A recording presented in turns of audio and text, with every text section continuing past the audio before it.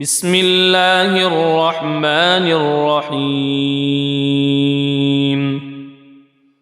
ياسين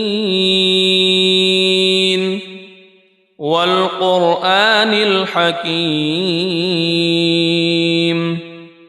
إنك لمن المرسلين على صراط مستقيم تنزيل العزيز الرحيم لتنذر قوما ما أنذر آباؤهم فهم غافلون لقد حق القول على أكثرهم فهم لا يؤمنون إنا جعلنا في أعناقهم أغلالا فهي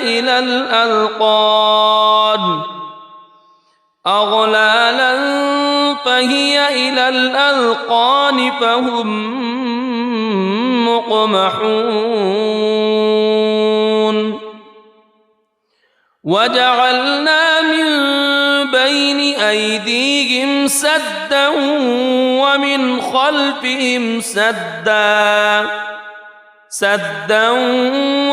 خلفهم سدا فأغشيناهم فهم لا يبصرون وسواء عليهم أأنذرتهم أم لم تنذرهم لا يؤمنون إنما تنذر من اتبع الذكر وخشي الرحمن بالغيب فبشره بمغفرة وأجر كريم إنا نحن نحيي الموتى ونكتب ما قدموا وآثارهم وكل شيء أحصيناه في إمام مبين واضرب لهم مثلا أصحاب القرية إذ جاءها المرسلون إذ أرسلنا إليهم اثنين فكذبوهما فعززنا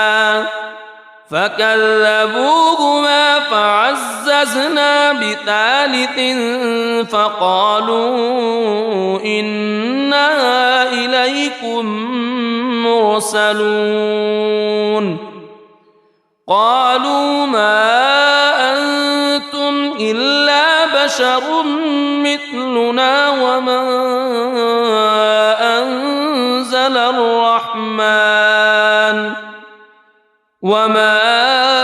أنزل الرحمن من شيء إن أنتم إلا تكذبون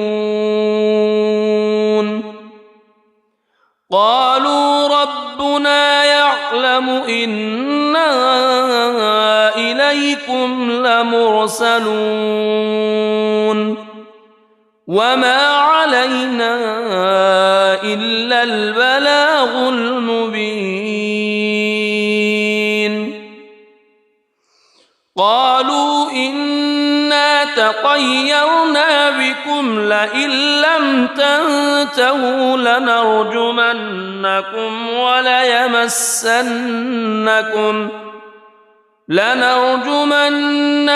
وليمسنكم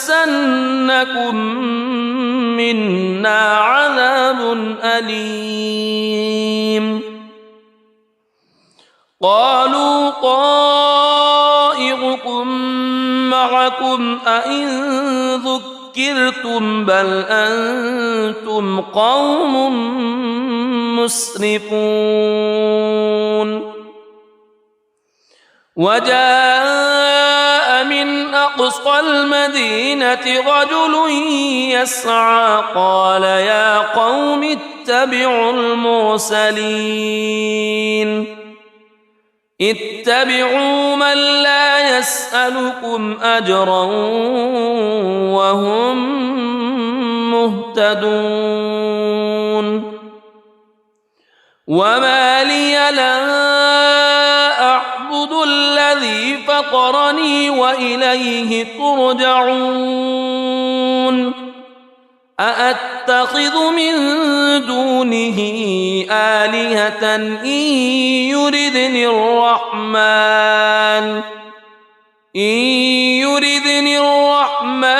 بضر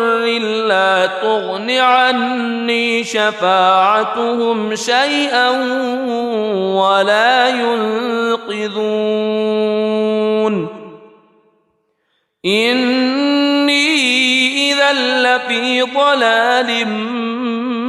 مبين إني آمنت بربكم فاسمعون قيل ادخل الجنة قال يا ليت قومي يعلمون بما غفر لي ربي وجعلني من المكرمين وما أنزلنا على قومه من بعده من جند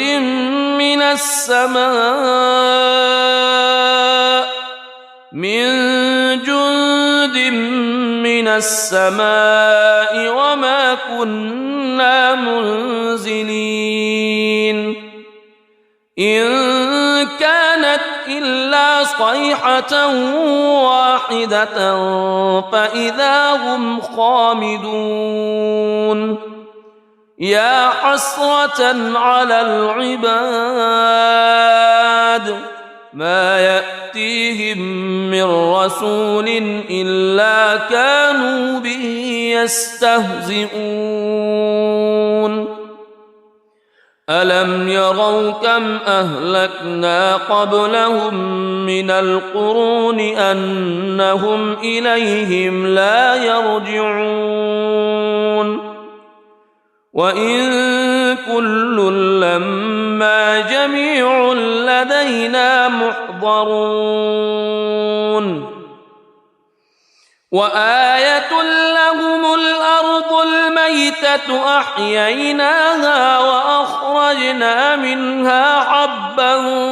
فمنه يأكلون وجعلنا فيها جنات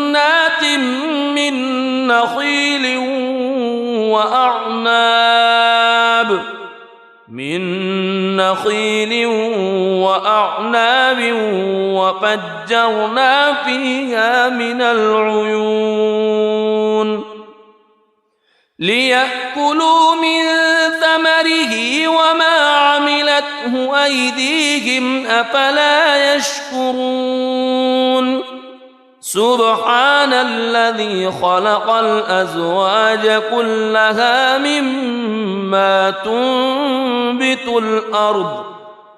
مما تنبت الأرض ومن أنفسهم ومما لا يعلمون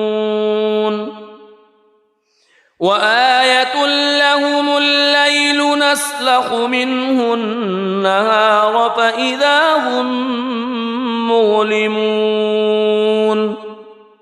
والشمس تجري لمستقر لها ذلك تقدير العزيز العليم والقمر قدرناه منازل حتى عاد كالعرجون القديم لا الشمس ينبغي لها أن تدرك القمر ولا الليل سابق النهار وكل في فلك يسبحون وآية لهم أنا حملنا ذريتهم في الفلك المشحون وخلقنا لهم من مثله ما يركبون وإن نشأ نغرقهم فلا صريخ لهم ولا هم ينقذون إلا رحمة منا ومتاعا إلى حين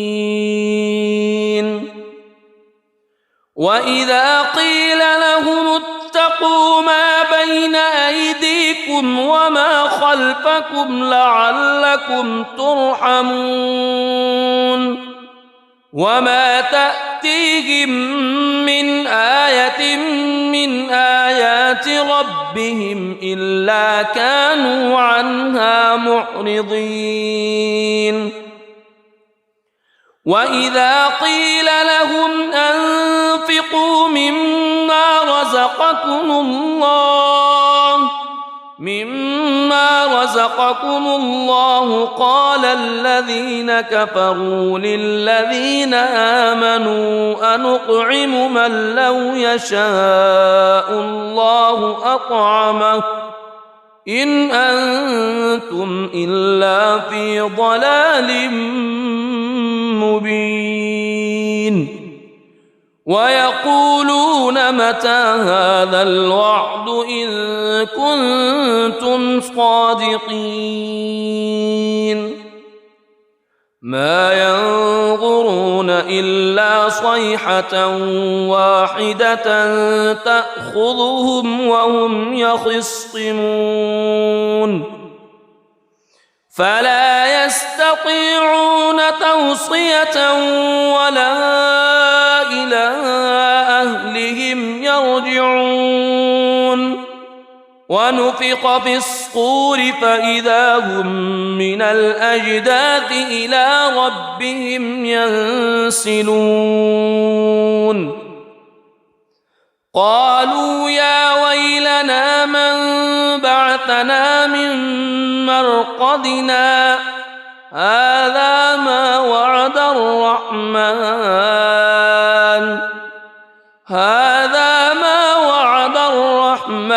وصدق المرسلون إن كانت إلا صيحة واحدة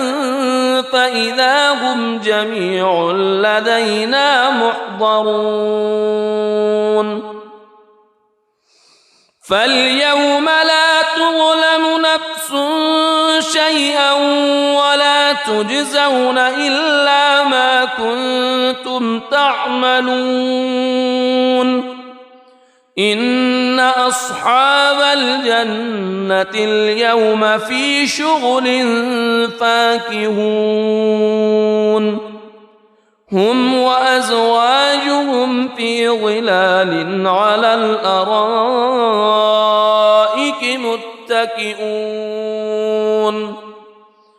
لهم فيها فاكهة ولهم ما يدعون سلام قولا من رب رحيم وامتازوا اليوم أيها المجرمون ألم أعهد إليكم يا بني ألا تعبدوا الشيطان ألم أعهد إليكم يا بني آدم ألا تعبدوا الشيطان إنه لكم عدو مبين وأن اعبدوني هذا صراط مستقيم ولقد أضل منكم جبلا كثيرا أفلم تكونوا تعقلون هذه جهنم التي كنتم توعدون اصلوها اليوم بما كنتم تكفرون اليوم نختم على أفواههم وتكلمنا أيديهم وتشهد أرجلهم بما كانوا يكسبون ولو نشاء لطمسنا على أعينهم فاستبقوا الصراط فأنى يبصرون ولو نشاء لمسخناهم على مكانتهم فما استطاعوا مضيا ولا يرجعون ومن نعمره ننكسه في الخلق أفلا يعقلون وما علمناه الشعر وما ينبغي له إن هو إلا ذكر وقرآن مبين لينذر من كان حيا ويحق القول على الكافرين أولم يروا أنا خلقنا لهم مما عملت أيدينا أنعاما فهم لها مالكون وذللناها لهم فمنها ركوبهم ومنها يأكلون ولهم فيها منافع ومشارب أفلا يشكرون واتخذوا من دون الله آلهة لعلهم ينصرون لا يستطيعون نصرهم وهم لهم جند محضرون فلا يحزنك قولهم إنا نعلم ما يسرون وما يعلنون أولم ير الإنسان أنا خلقناه من نطفة فإذا هو خصيم مبين وضرب لنا مثلا ونسي خلقه قال من يحيي العظام وهي رميم قل يحييها الذي أنشأها أول مرة وهو بكل خلق عليم الذي جعل لكم من الشجر الأخضر نارا فإذا أنتم منه توقدون أوليس الذي خلق السماوات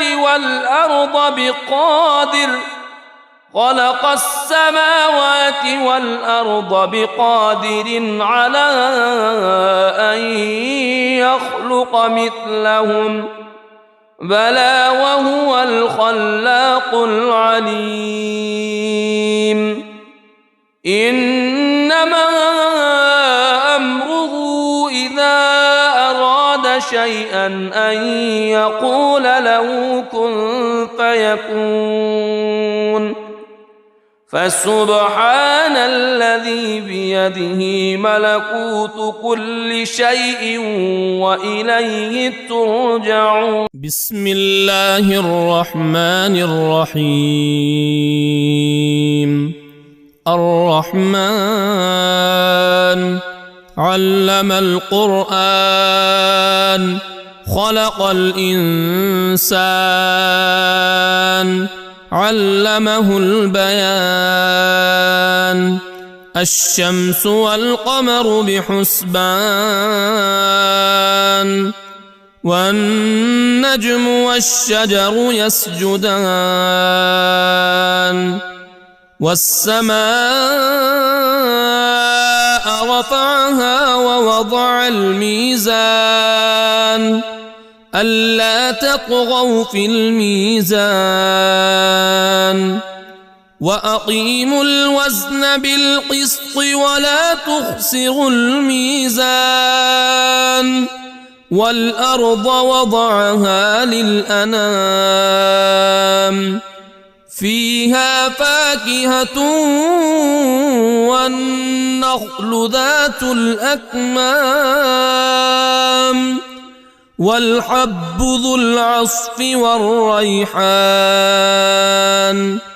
فبأي آلاء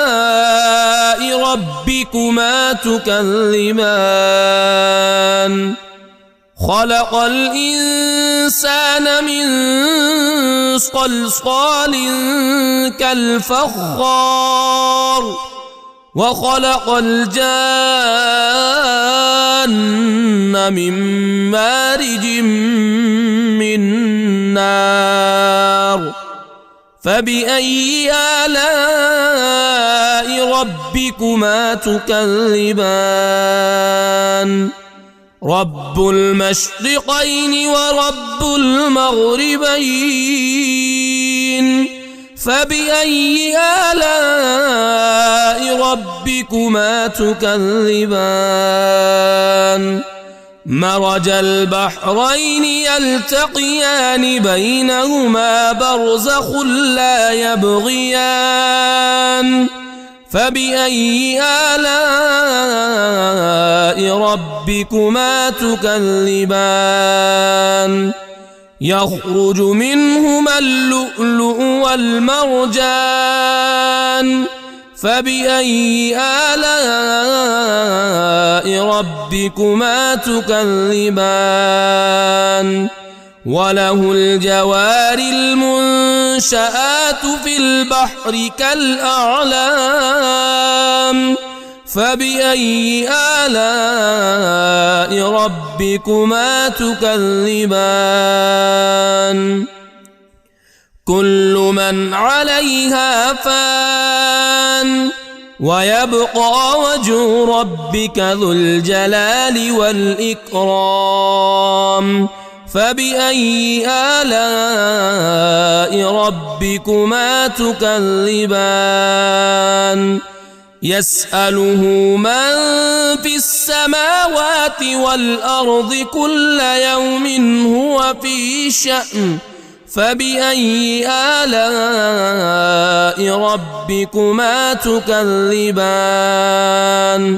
سنفرغ لكم أيها الثقلان فبأي آلاء ربكما تكذبان يا معشر الجن والإنس إن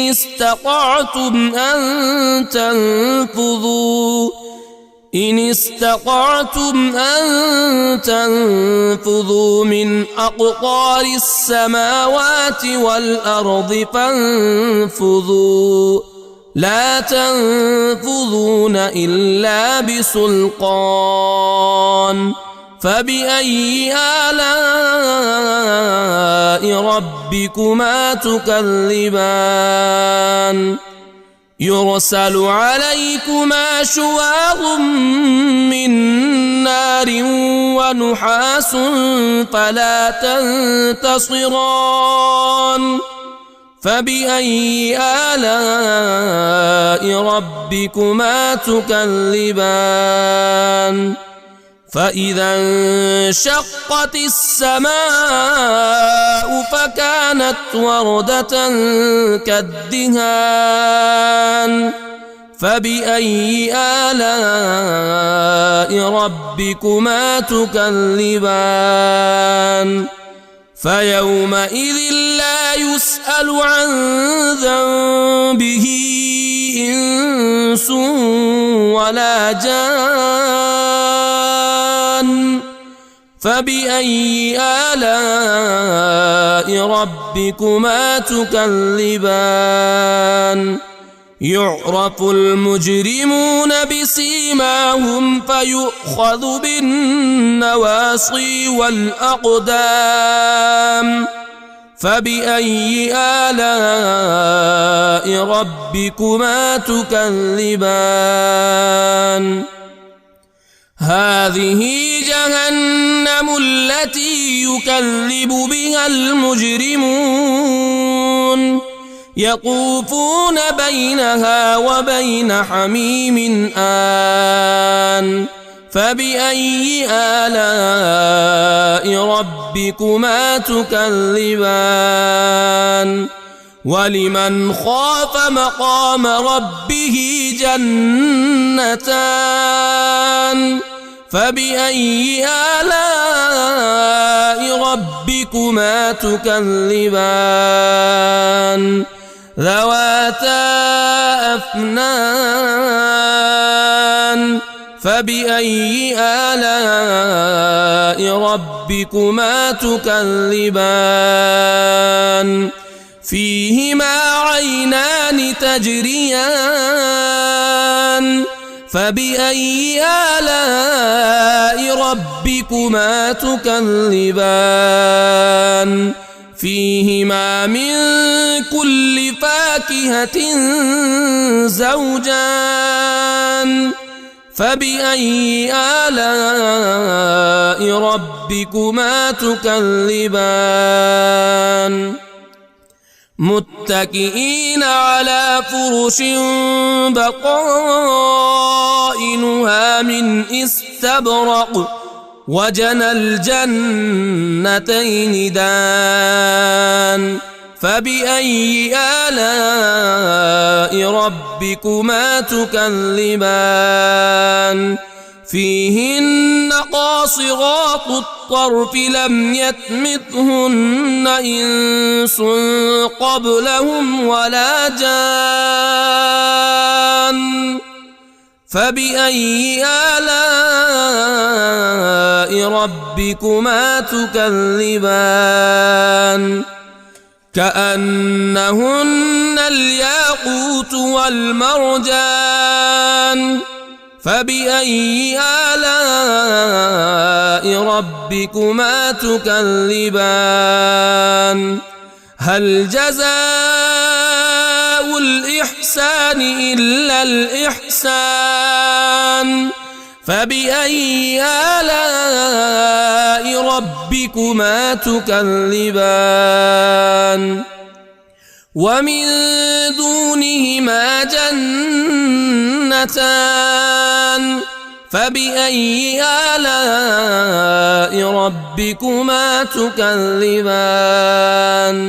مدهامتان فبأي آلاء ربكما تكذبان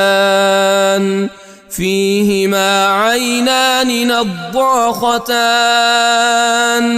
فبأي آلاء ربكما تكذبان فيهما فاكهة ونخل ورمان فبأي آلاء ربكما تكذبان فيهن خيرات حسان فبأي آلاء ربكما تكذبان حور مقصورات في الخيام فبأي آلاء ربكما تكذبان لم يطمثهن إنس قبلهم ولا جان فبأي آلاء ربكما تكذبان متكئين على رفرف خضر وعبقري حسان فبأي آلاء ربكما تكذبان تبارك اسم ربك ذي الجلال والإكرام بسم الله الرحمن الرحيم ياسين والقرآن الحكيم إنك لمن المرسلين على صراط مستقيم تنزيل العزيز الرحيم لتنذر قوما ما أنذر آباؤهم فهم غافلون لقد حق القول على أكثرهم فهم لا يؤمنون إنا جعلنا في أعناقهم أغلالا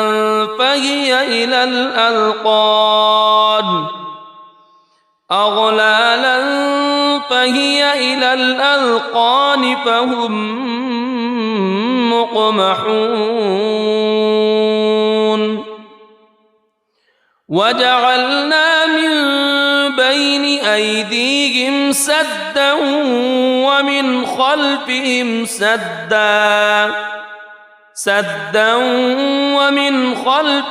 سدا فأغشيناهم فهم لا يبصرون وسواء عليهم أأنذرتهم أم لم تنذرهم لا يؤمنون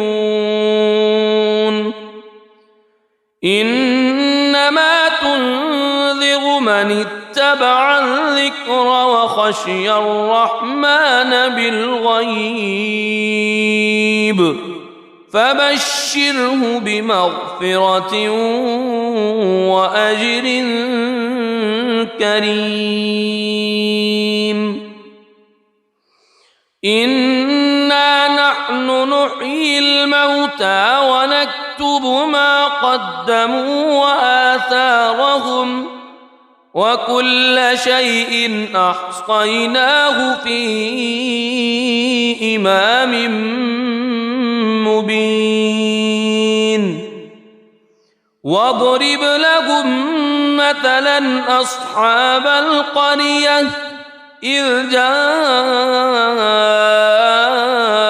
المرسلون إذ أرسلنا إليهم اثنين فكذبوهما فعززنا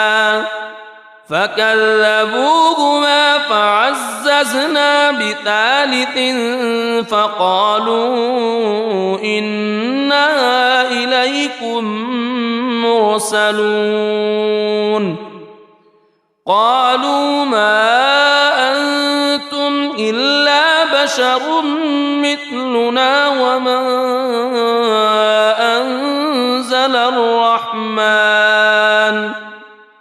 وما أنزل الرحمن من شيء إن أنتم إلا تكذبون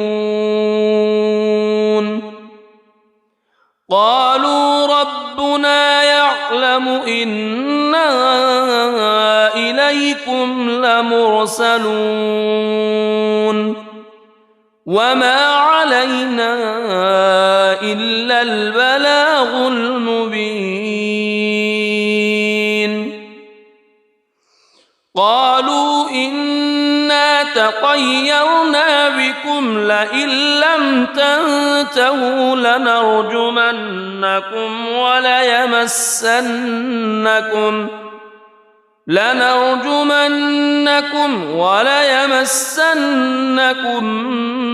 منا عذاب أليم قالوا طائركم معكم أئن ذكرتم بل أنتم قوم مسرفون وجاء من أقصى المدينة رجل يسعى قال يا قوم اتبعوا المرسلين اتبعوا من لا يسألكم أجرا وهم مهتدون وما لي لا أعبد الذي فطرني وإليه ترجعون أأتخذ من دونه آلهة إن يردني الرحمن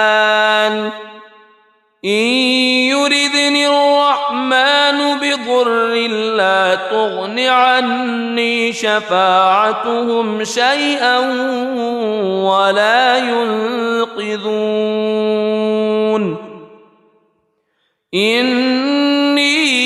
إذا لفي ضلال مبين إني آمنت بربكم فاسمعون قيل ادخل الجنة قال يا ليت قومي يعلمون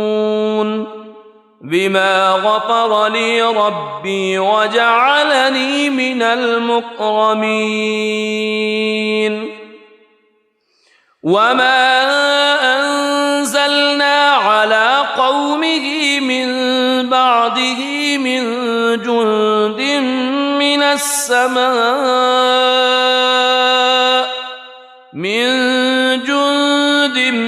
من السماء وما كنا منزلين إن كانت إلا صيحة واحدة فإذا هم خامدون يا حسرة على العباد ما يأتيهم من رسول إلا كانوا به يستهزئون ألم يروا كم أهلكنا قبلهم من القرون أنهم إليهم لا يرجعون وإن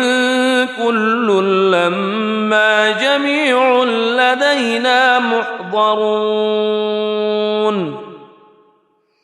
وآية لهم الأرض الميتة أحييناها وأخرجنا منها حبا فمنه يأكلون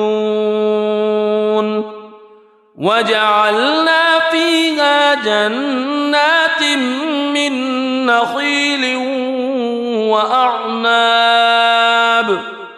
من نخيل وأعناب وفجرنا فيها من العيون ليأكلوا من ثمره وما عملته أيديهم أفلا يشكرون سبحان الذي خلق الأزواج كلها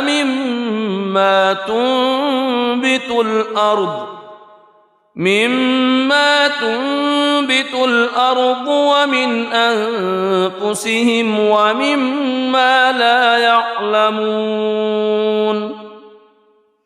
وآية لهم الليل نسلخ منه النهار فإذا هم مظلمون والشمس تجري لمستقر لها ذلك تقدير العزيز العليم والقمر قدرناه منازل حتى عاد كالعرجون القديم لا الشمس ينبغي لها أن تدرك القمر ولا الليل سابق النهار وكل في فلك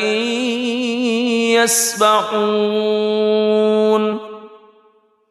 وآية لهم أنا حملنا ذريتهم في الفلك المشحون وخلقنا لهم من مثله ما يركبون وإن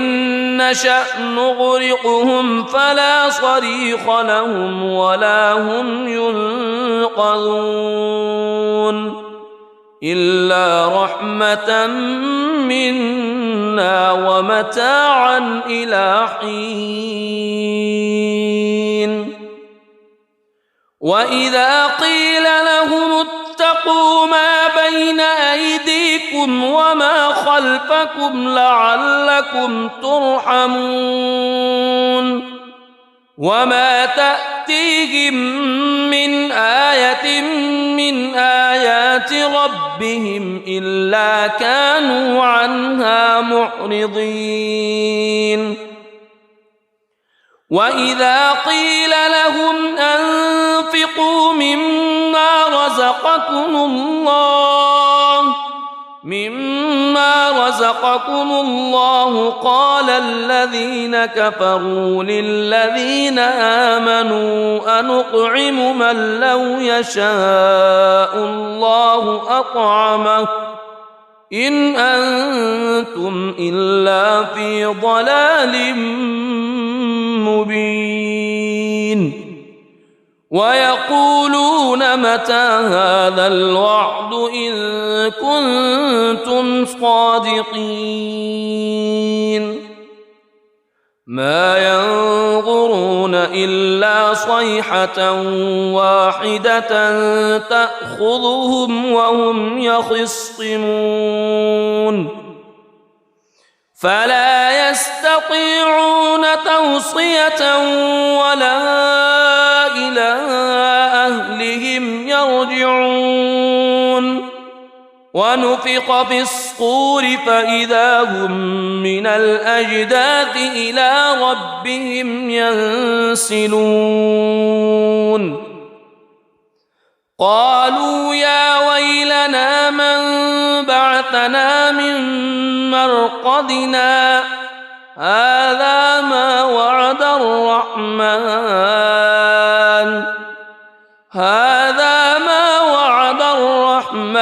وصدق المرسلون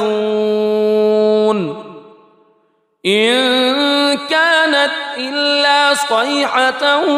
واحدة فإذا هم جميع لدينا محضرون فاليوم لا تظلم نفس شيئا ولا تجزون إلا ما كنتم تعملون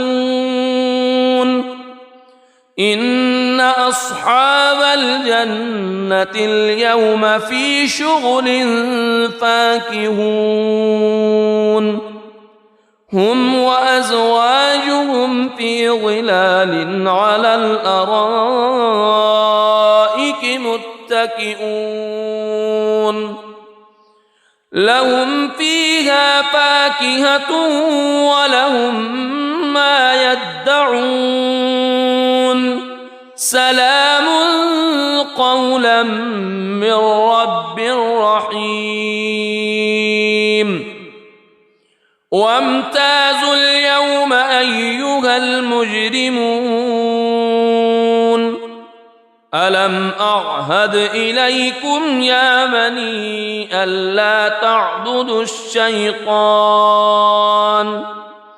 ألم أعهد إليكم يا بني آدم ألا تعبدوا الشيطان إنه لكم عدو مبين وأن اعبدوني هذا صراط مستقيم ولقد أضل منكم جبلا كثيرا أفلم تكونوا تعقلون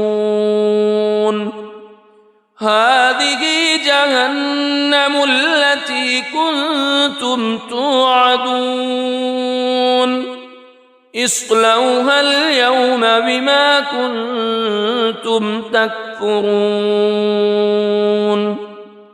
اليوم نختم على أفواههم وتكلمنا أيديهم وتشهد أرجلهم بما كانوا يكسبون ولو نشاء لطمسنا على أعينهم فاستبقوا الصراط فأنى يبصرون ولو نشاء لمسخناهم على مكانتهم فما استطاعوا مضيا ولا يرجعون ومن نعمره ننكسه في الخلق أفلا يعقلون وما علمناه الشعر وما ينبغي له إن هو إلا ذكر وقرآن مبين لينذر من كان حيا ويحق القول على الكافرين أولم يروا أنا خلقنا لهم مما عملت أيدينا أنعاما فهم لها مالكون وذللناها لهم فمنها ركوبهم ومنها يأكلون ولهم فيها منافع ومشارب أفلا يشكرون واتخذوا من دون الله آلهة لعلهم ينصرون لا يستطيعون نصرهم وهم لهم جند محضرون فلا يحزنك قولهم إنا نعلم ما يسرون وما يعلنون أولم ير الإنسان أنا خلقناه من نطفة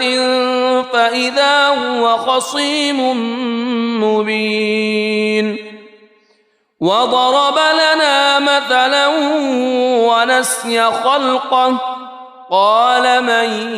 يحيي العظام وهي رميم قل يحييها الذي أنشأها أول مرة وهو بكل خلق عليم الذي جعل لكم من الشجر الأخضر نارا فإذا أنتم منه توقدون أوليس الذي خلق السماوات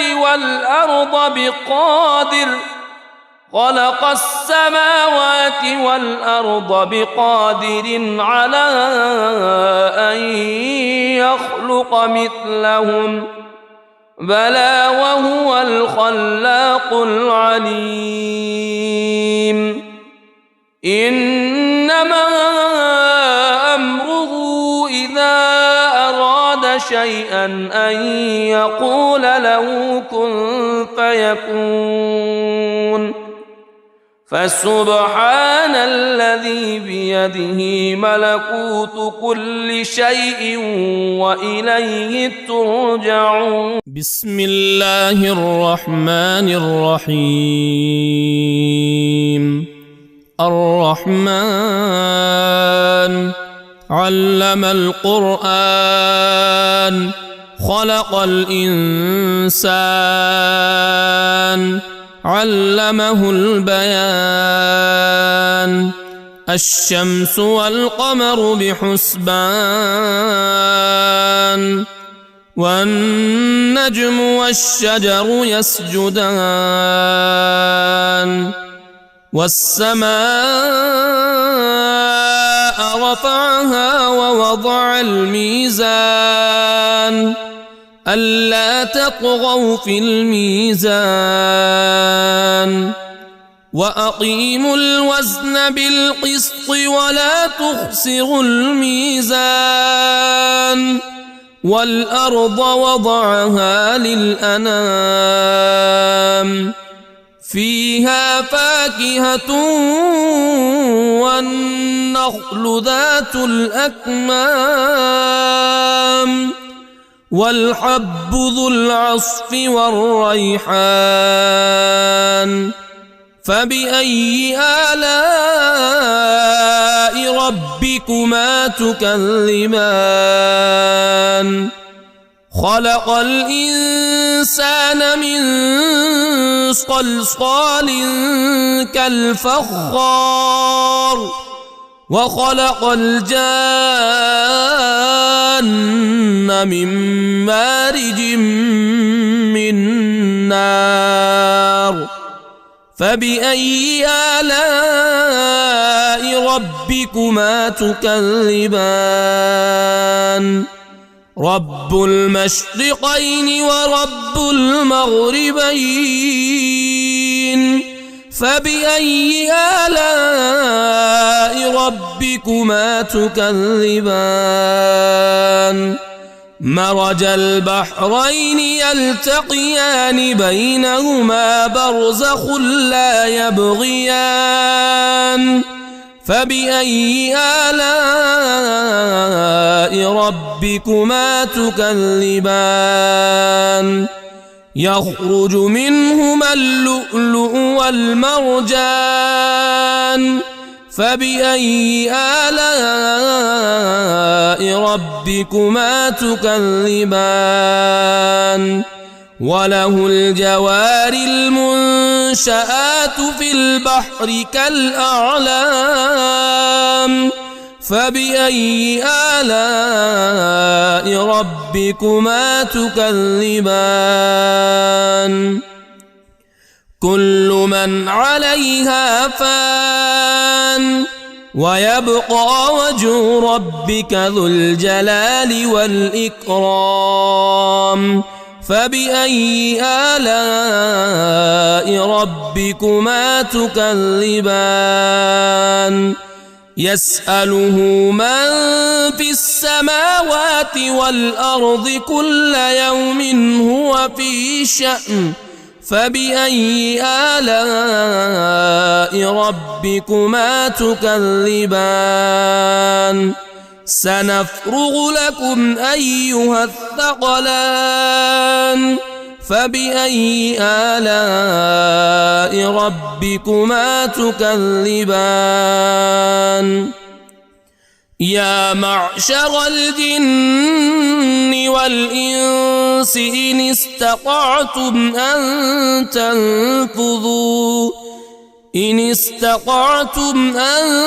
تنفذوا من أقطار السماوات والأرض فانفذوا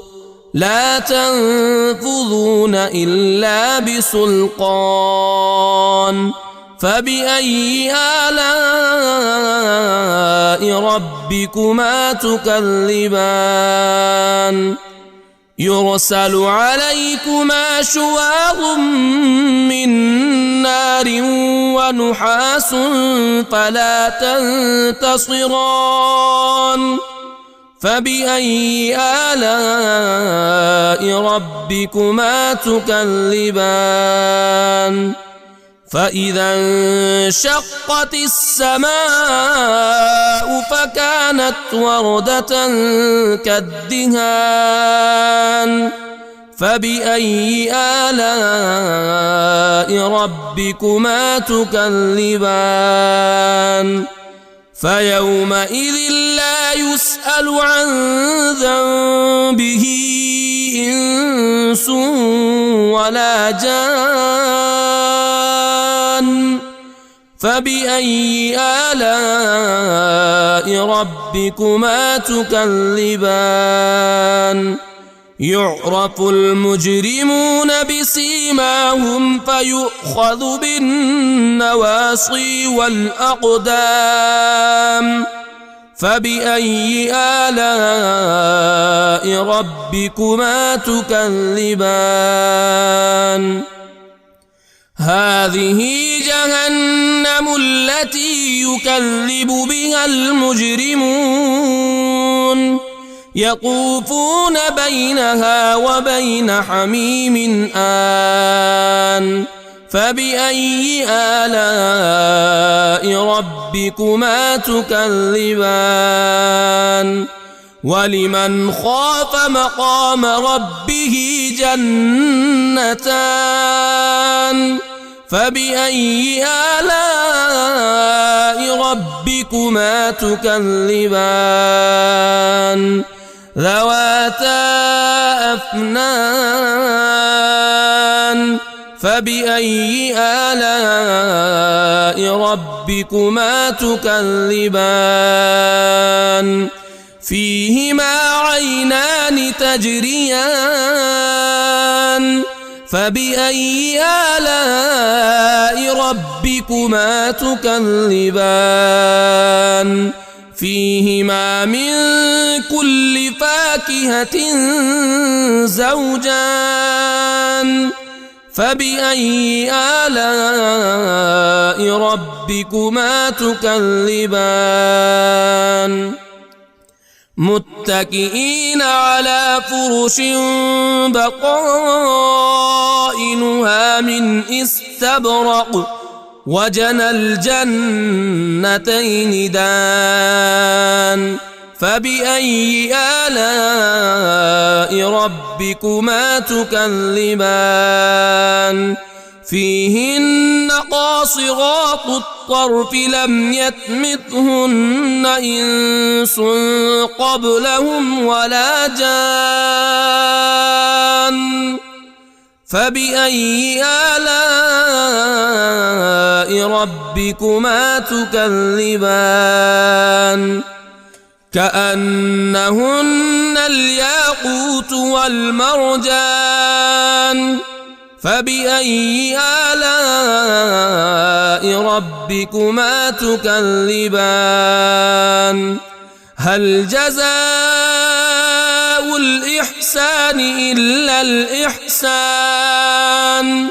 فبأي آلاء ربكما تكذبان ومن دونهما جنتان فبأي آلاء ربكما تكذبان مدهامتان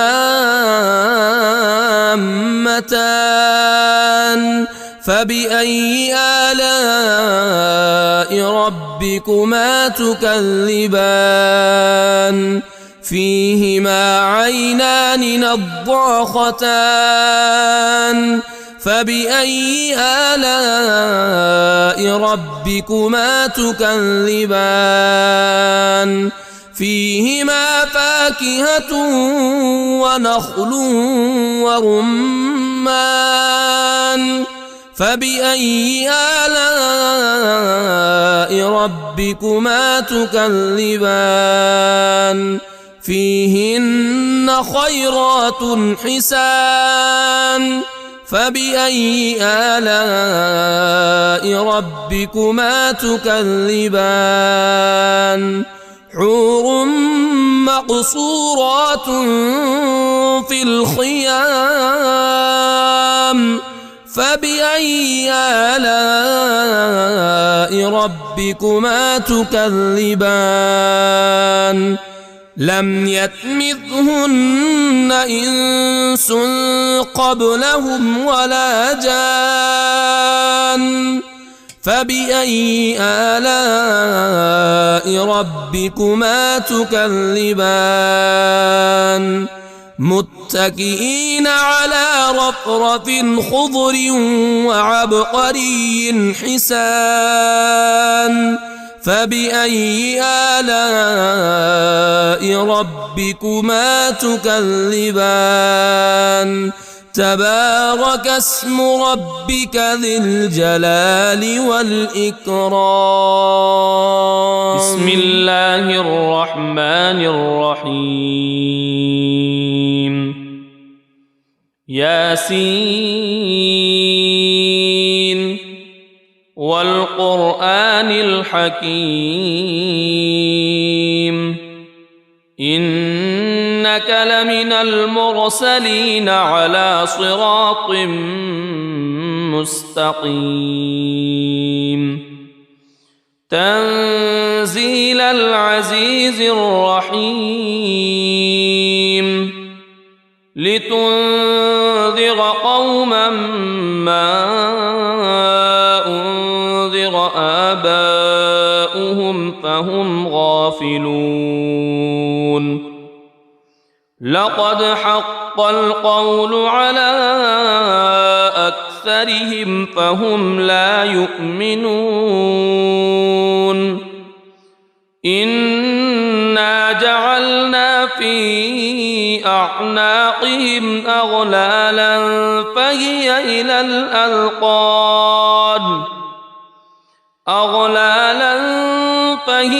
إلى الأذقان فهم مقمحون وجعلنا من بين أيديهم سدا ومن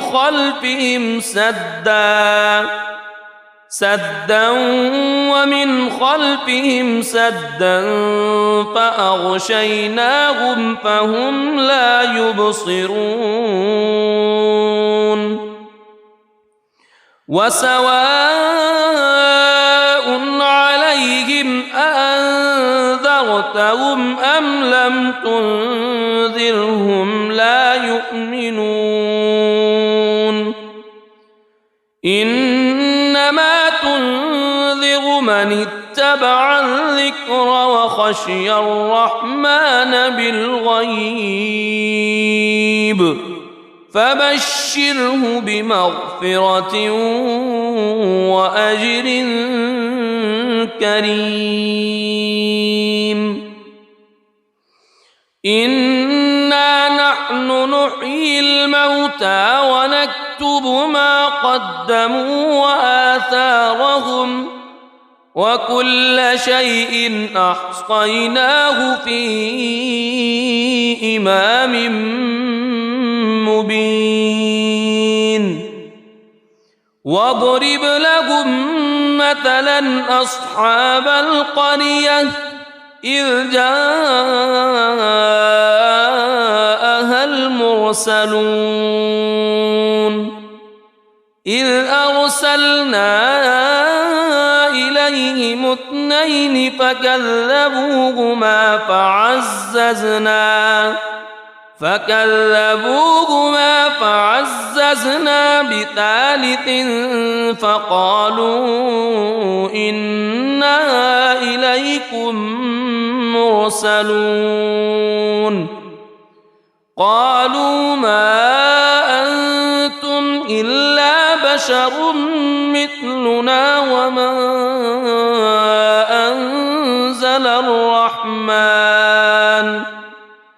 وما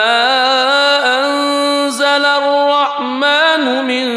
شيء إن أنتم إلا تكذبون قالوا ربنا يعلم إنا إليكم لمرسلون وما علينا إلا البلاغ المبين قالوا إنا تطيرنا بكم لئن لم تنتهوا لنرجمنكم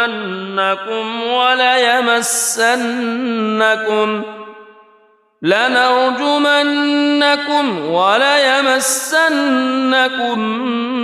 منا عذاب أليم قالوا طائركم معكم أئن ذكرتم بل أنتم قوم مسرفون وجاء من أقصى المدينة رجل يسعى قال يا قوم اتبعوا اتبعوا من لا يسألكم أجرا وهم مهتدون وما لي لا أعبد الذي فطرني وإليه ترجعون أأتخذ من دونه آلهة إن يردني الرحمن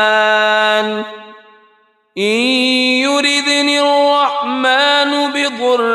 لا تغن عني شفاعتهم شيئا ولا ينقذون إني إذا لفي ضلال مبين إني آمنت بربكم فاسمعون قيل ادخل الجنة قال يا ليت قومي يعلمون بما غفر لي ربي وجعلني من المكرمين وما أنزلنا على قومه من بعده من جند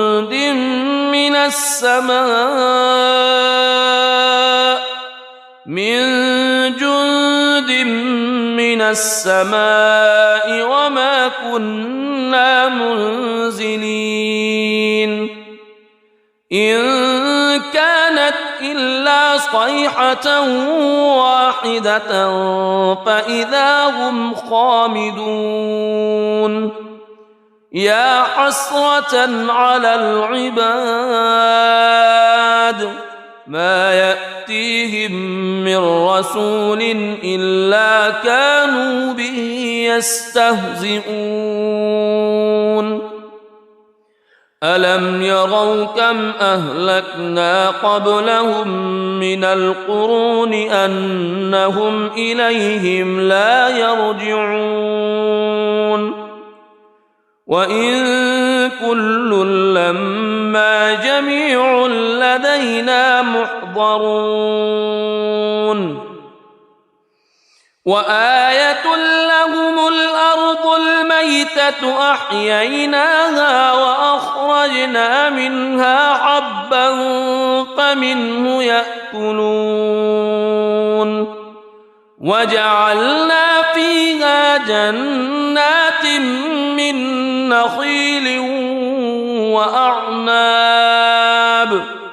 من نخيل وأعناب وفجرنا فيها من العيون ليأكلوا من ثمره وما عملته أيديهم أفلا يشكرون سبحان الذي خلق الأزواج كلها مما تنبت الأرض ومن أنفسهم ومما لا يعلمون وآية لهم الليل نسلخ منه النهار فإذا هم مظلمون والشمس تجري لمستقر لها ذلك تقدير العزيز العليم والقمر قدرناه منازل حتى عاد كالعرجون القديم لا الشمس ينبغي لها أن تدرك القمر ولا الليل سابق النهار وكل في فلك يسبحون وآية لهم أنا حملنا ذريتهم في الفلك المشحون وخلقنا لهم من مثله ما يركبون وإن نشأ نغرقهم فلا صريخ لهم ولا هم ينقذون إلا رحمة منا ومتاعا إلى حين وإذا قيل لهم اتقوا ما بين أيديكم وما خلفكم لعلكم ترحمون وما تأتيهم من آية من آيات ربهم إلا كانوا عنها معرضين وإذا قيل لهم أنفقوا مما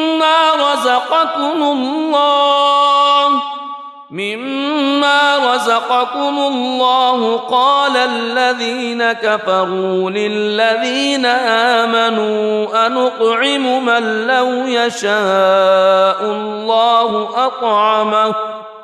إن أنتم إلا في ضلال مبين ويقولون متى هذا الوعد إن كنتم صادقين ما ينظرون إلا صيحة واحدة تأخذهم وهم يخصمون فلا يستطيعون توصية ولا إلى أهلهم يرجعون ونفخ في الصور فإذا هم من الأجداث إلى ربهم ينسلون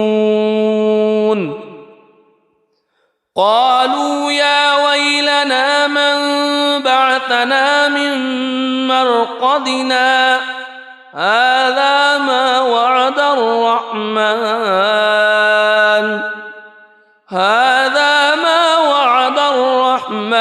وصدق المرسلون إن كانت إلا صيحة واحدة فإذا هم جميع لدينا محضرون فاليوم لا تظلم نفس شيئا ولا تجزون إلا ما كنتم تعملون إن أصحاب الجنة اليوم في شغل فاكهون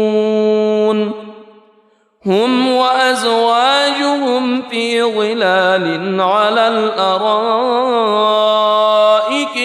متكئون لهم فيها فاكهة ولهم ما يدعون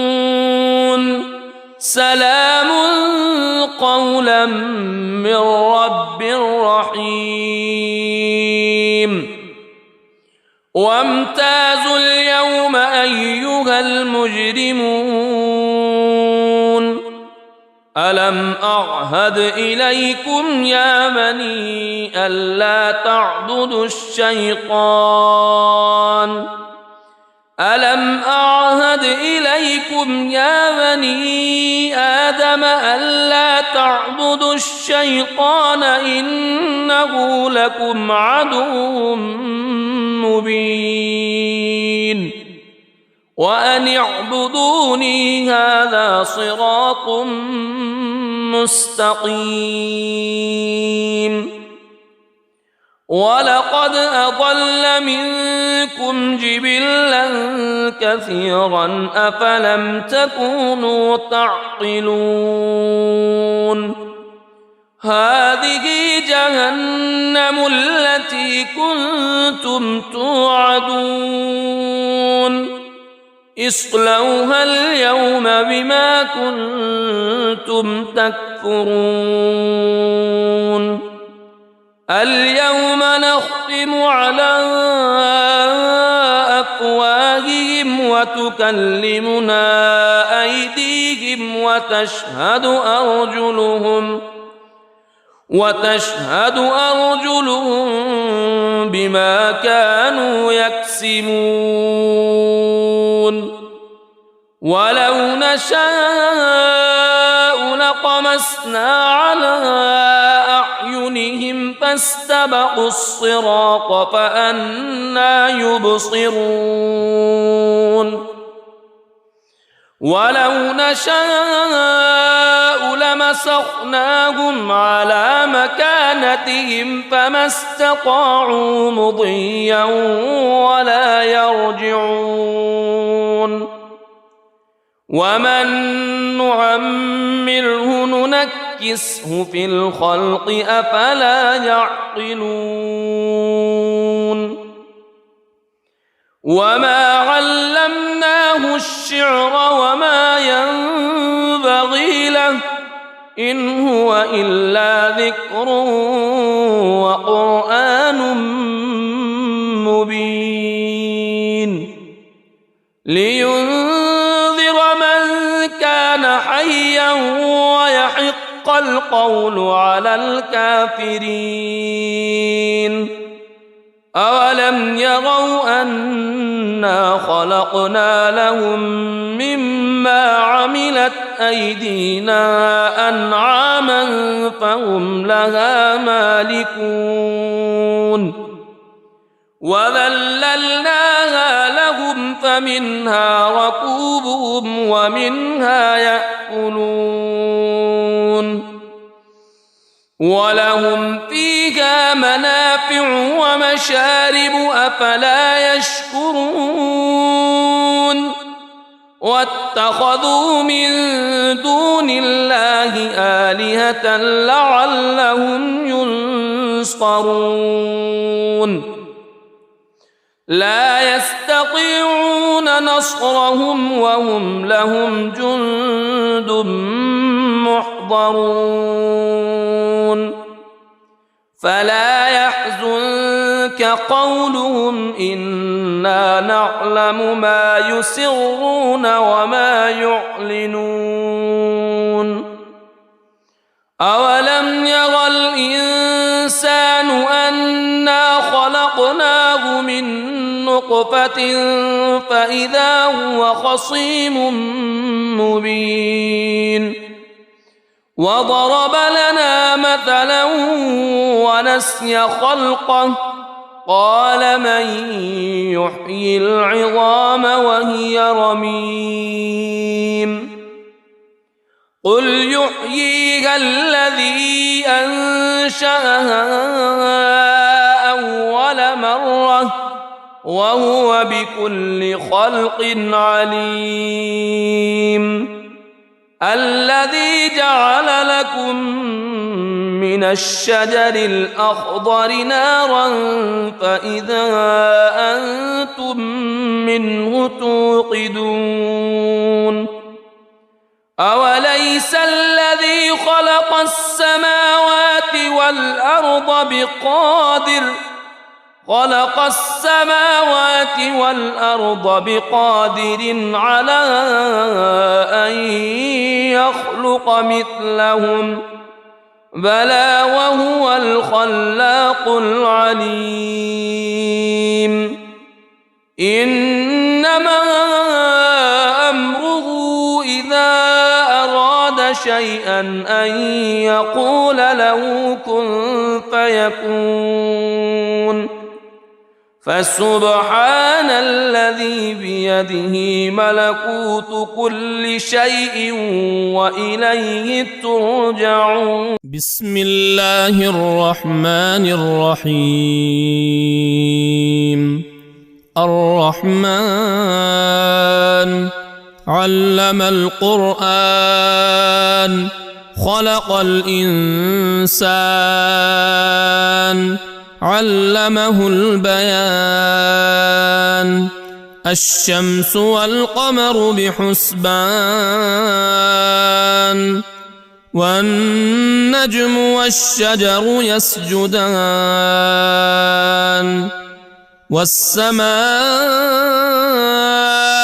رفعها ووضع الميزان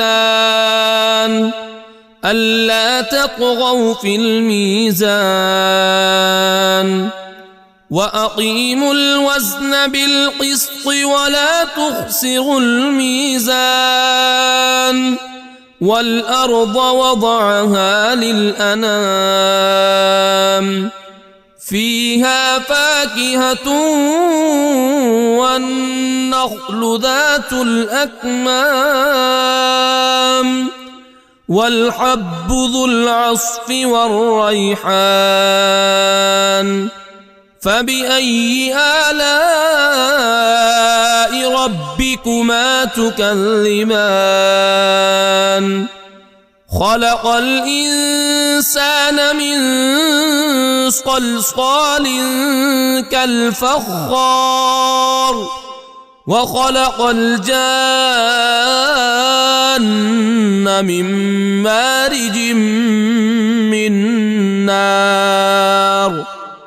فبأي آلاء ربكما تكذبان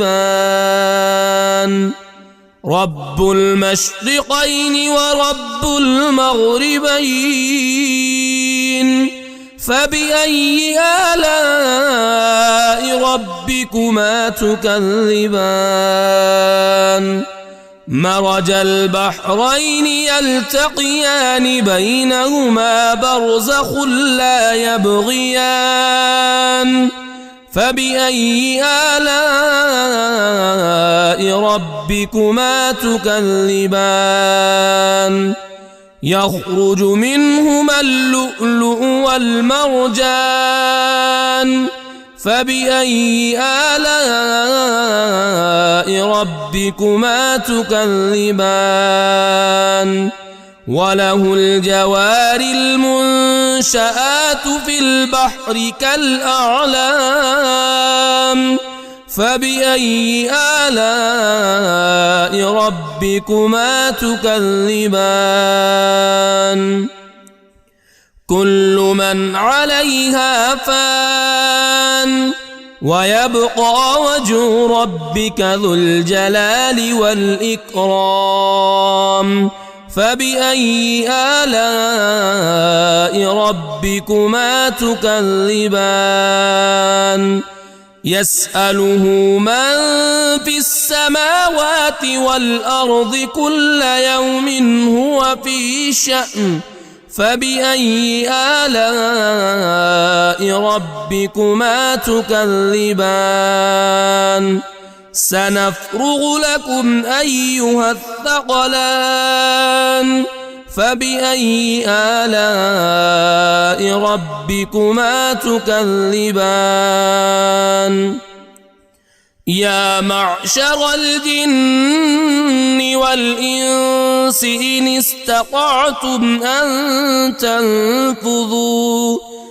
إن استطعتم أن تنفذوا من أقطار السماوات والأرض فانفذوا لا تنفذون إلا بسلطان فبأي آلاء ربكما تكذبان يرسل عليكما شواظ من نار ونحاس فلا تنتصران فبأي آلاء ربكما تكذبان فإذا انشقت السماء فكانت وردة كالدهان فبأي آلاء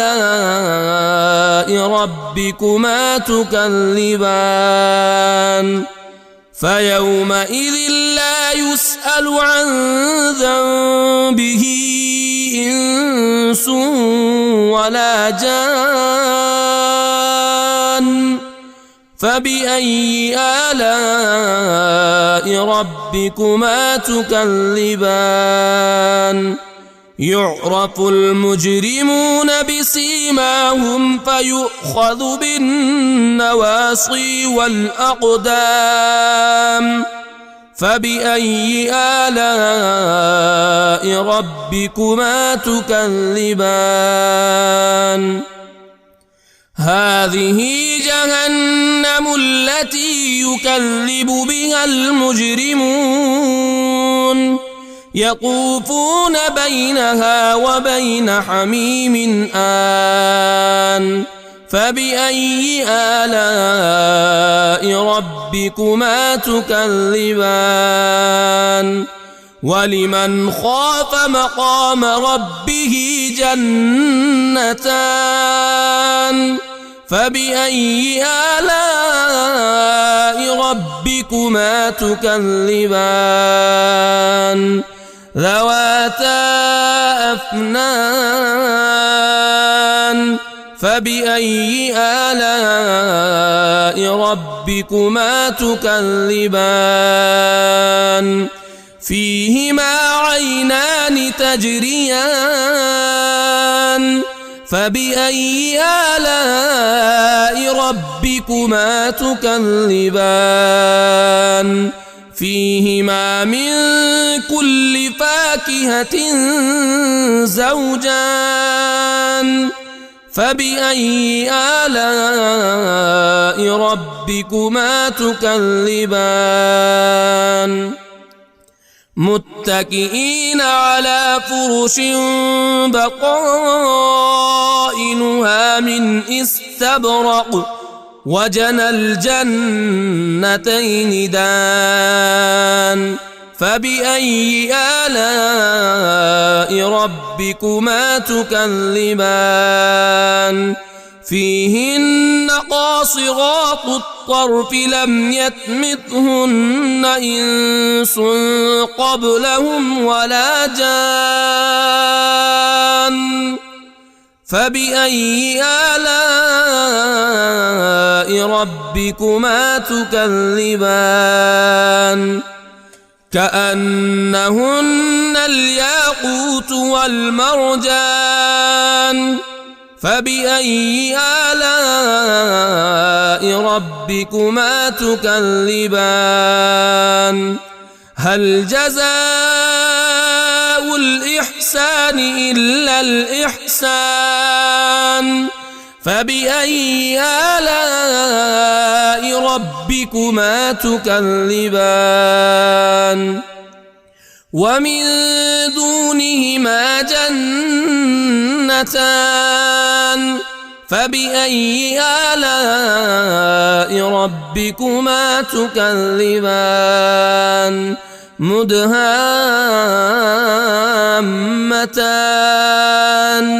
فبأي آلاء ربكما تكذبان فيهما عينان نضاختان فبأي آلاء ربكما تكذبان فيهما فاكهة ونخل ورمان فبأي آلاء ربكما تكذبان فيهن خيرات حسان فبأي آلاء ربكما تكذبان حور مقصورات في الخيام فبأي آلاء ربكما تكذبان لم يطمثهن إنس قبلهم ولا جان فبأي آلاء ربكما تكذبان متكئين على رفرف خضر وعبقري حسان فبأي آلاء ربكما تكذبان تبارك اسم ربك ذي الجلال والإكرام